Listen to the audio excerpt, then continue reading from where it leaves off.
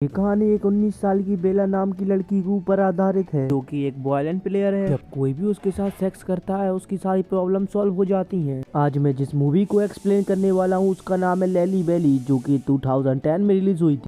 Movie के starting scene में हम वेला और उसके बॉयफ्रेंड को देखते हैं जो खुले आसमान के नीचे चुम्मा चाटी कर रहे थे। तभी उसका बॉयफ्रेंड उसे एक म्यूजिक सीडी देता है, जिसे देख के वो काफी खुश हो जाती है। जिसके बाद वेला का बॉयफ्रेंड उससे रिटर्न गिफ्ट मांगता है, जिसके बाद वेला उसे कमरे में देने जाती है। वो दोनों घावाघब करने ही वाले थे, तभी वेला उसे रोक देती है और बोलती है कि मैं अभी कंफर्टेबल नहीं हूँ और मुझे वायलिन क्लास के लिए जाना है। उसके बाद वेला घर पे आने के बाद वायलिन प्रैक्टिस करने लगती है। तभी उसे एक कॉल आता है और उसे पता चलता है कि उसे वायलिन कॉन्टेस्ट में सिलेक्शन मिल गया है। वो जल्दी से जाके अपनी सिस्टर को ये सारी बातें बताने लगती है और उसके बाद वो अपनी माँ को बताने के लिए जाती है, जहाँ हमें पता चलता है कि वेला की माँ घावाघब काउंसलर थी। अगले दिन वेला अपने वायलिन टीचर को अपना सिलेक्शन लेटर दिखाती है, जिसे देखने के बाद वो अपसेट हो जाते हैं क्योंकि उसके हिसाब से वेला को अभी और प्रैक्टिस की जरूरत थी। उसके बाद वेला अपने टीचर को वायलिन बजा के सुनाती है, जिसपे उसके टीचर बोलते हैं कि तुम्हारे वायलिन की धुन में फीलिंग नहीं है जो जजेस लोगों का खड़ा कर सके। सॉरी आई मीन जजेस लोगों को खड़ा कर सके। उसके बाद वेला अपनी फ्रेंड युक्सी को कॉल करती है और वो उससे बोलती है कि मेरे टीचर को मेरे परफॉर्मेंस में शक है, जिस पर युक्सी बोलती है कि तुम्हें कॉन्टेस्ट के बारे में सोचना चाहिए, तुम टीचर की बातों को ज्यादा दिल पे मत लो। युक्सी उसे मोटिवेट करती है क्योंकि उसका भी सिलेक्शन हो गया था। उसके अगले दिन वेला की माँ उसे समझाती है कि सुन, पहली बात तो ये जो तू टिप टॉप चलती है, सॉरी। अगले दिन उसकी माँ उसे समझाती है कि पहली बात तो ये कि तुम्हारी अभी इतनी उम्र नहीं है कि तुम इतनी टेंशन ले सको। अभी तुम्हें अपनी लाइफ खुल के जीनी चाहिए। तुम अपने बॉयफ्रेंड के साथ जाओ और उसका औजार खुजाओ, वायलिन में क्या रखा है। उसके बाद वेला रात में अपने बॉयफ्रेंड के साथ पार्टी में जाती है। वहाँ वो दोनों घोड़ा डांस करने लगते हैं। वेला का बॉयफ्रेंड उसके साथ घबाघब करना चाहता था, लेकिन वो हमेशा कोई नया बहाना लगा देती थी। जिसके बाद उसका बॉयफ्रेंड उससे बोलता है कि मुझे घबाघब करना है, जिस पर वेला बाथरूम चली जाती है। जब वो बाथरूम से वापस आती है तो वो देखती है कि उसका पापी बॉयफ्रेंड सबके सामने किसी दूसरी लड़की के साथ पाप कर रहा है और वो वहाँ से उसी टाइम चली जाती है। वेला एक रेस्टोरेंट में काम करती थी और अगले दिन यही सब सोच सोच के उसका काम में मन नहीं लगता, जिसके कारण उसकी बहस उसके सीनियर से हो जाती है और वो काम छोड़ के वहाँ से चली आती है। और अगले सीन में हम देखते हैं कि वेला अपने कॉन्टेस्ट के लिए ट्रेन पकड़ के वहाँ जाने लगती है। वहाँ पहुंचकर वेला देखती है कि कुछ लोग पियानो को उठा के वहाँ से लेके जा रहे थे। तभी वेला उनकी हेल्प करने लगती है और जैसी नाम का लड़का उसे थैंक्स बोलता है और उसके बाद वो अपनी फ्रेंड युक्सी को ढूंढ लेती है। काउंटर पे उसे एक अनजान आदमी मिलता है जो उसे बेस्ट ऑफ लक कह के वहाँ से चला जाता है। उसके बाद वेला पूरी मेहनत से कॉन्टेस्ट की तैयारी करने लगती है। अगले दिन अब वेला के ऑडिशन की बारी आती है, लेकिन वेला काफी नर्वस थी। स्टेज पे आने के बाद वो देखती है कि वो आदमी सामने ही बैठा है जिसने उसे बेस्ट ऑफ लक बोला था। उसके बाद वो वायलिन बजाती है, जिसके बाद उससे मिस्टेक हो जाती है और वो जजेस से एक और चांस मांगती है, पर जजेस भी उसे दूसरा चांस दे देते हैं क्योंकि जजेस को पता था कि वो थोड़ा नर्वस है। उसके बाद भी वेला सही से परफॉर्म नहीं कर पाती। उसके बाद वो स्टेज के पीछे जाके रोने लगती है। तभी उसके कानों में पीछे से कोई आवाज लगाता है और वो बोलता है कि तुम ये कर सकती हो।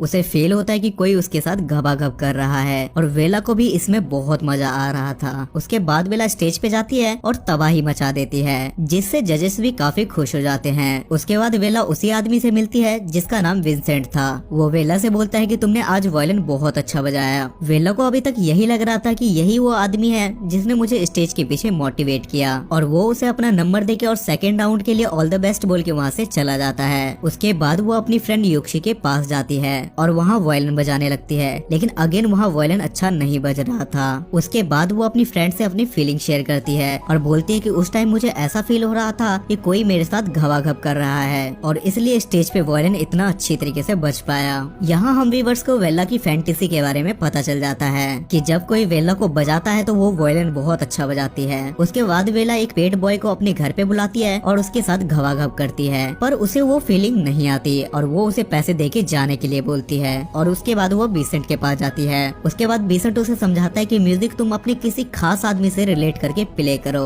उसके बाद पीछे से बीसेंट उसे छूने लगता है और वेला को फील होता है कि कोई उसके साथ घबाघब कर रहा है, जिसके बाद वेला बहुत अच्छा वायलिन बजाती है और घर आने पे वो युक्सी को भी बजा के सुनाती है, जिससे वो लोग बहुत ज्यादा खुश हो जाते हैं। उसके अगले अगले दिन युक्शी वेला को अपने फ्रेंड के स्टूडियो पे लेके जाती है, जहाँ वो जेसी से मिलती है जिसे वो पहले भी मिल चुकी थी, और जेली वेला से काफी ज्यादा फ्रैंकली बिहेव करता है। उसके बाद वेला रात को युक्शी से पूछती है कि क्या जेसी तुम्हारा बॉयफ्रेंड है, पर युक्शी बताती है कि मेरा कोई बॉयफ्रेंड नहीं है। युक्शी एक लेस्बियन थी और वेला का भी कोई बॉयफ्रेंड नहीं था, इसलिए युक्शी को लगता है कि वेला भी एक लेस्बियन है। और अगले शाम को ये दोनों क्लब में जाके डांस करने लगते हैं, जहाँ जेसी आता है, लेकिन युक्शी वेला को जेसी के पास नहीं जाने देती और जेसी भी वहाँ से चला जाता है, क्योंकि उन दोनों के अटैचमेंट के हिसाब से जेसी को लग रहा था कि वेला भी एक लेस्बियन गर्ल है। उसके बाद वेला और युक्शी रात में साथ में घबाघब करते हैं। अगले दिन वेला युक्शी से बोलती है कि मुझे जेसी से प्यार हो गया है। ये सुन के युक्शी का दिल टूट जाता है, क्योंकि वो वेला को लाइक करने लगी थी, और ये सुनने के बाद वो वहाँ से चली जाती है। उसके बाद वेला उसे काफी कॉल और मैसेजेस करती है, लेकिन वो उसका रिप्लाई नहीं देती,